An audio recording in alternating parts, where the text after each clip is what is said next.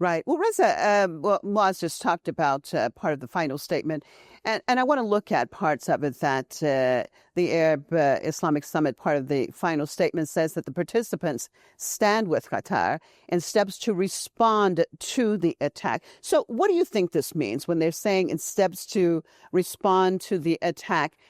What do you think that means? How do you think that the Qataris will respond?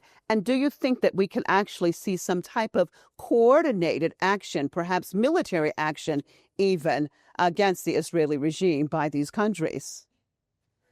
No, I mean it's been so watered down and so generic that any country can interpret it as it wishes. As my colleague rightly said, it's very easy for the United States, Bahrain, Jordan, Morocco, Egypt, these countries that have ambassadorial relations with Israel to just tell them to recall their ambassadors and send this one back. They wouldn't even do that. Forget about disconnecting their relationship. They wouldn't send the ambassador back even just for a week or recall theirs for a week. So nothing's going to happen. No military is going to take place. The only country that has ever, as I said, attacked was Iran. And Iran will not do anything on behalf of Qatar. It doesn't need to.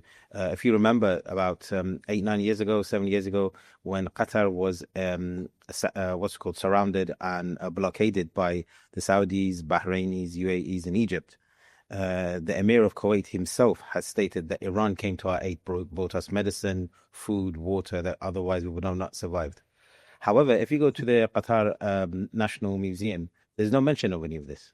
They do mention a ship that came from Morocco with food. So the Qataris, unfortunately, nothing. They will not do anything militarily. They will not do anything politically. They do this show. They would put the show on. Things will continue again, and they'll, beg the United States to not allow any bombing to happen. Because if you think about it, if this continues, where Qatar and these countries are attacked again, who would then allow another World Cup to take place in that part of the world? We're expecting the following World Cup after the United States to be in Saudi Arabia. It's going to destroy the whole security apparatus that they believe that United States provides for them. So I think they'll go begging to United States. They'll probably offer more money to invest in their countries for them not to be attacked. And they'll probably accept whatever Abraham Accord offer is put in front of them, unless the resistance wins and Israel collapses, as it's been predicted.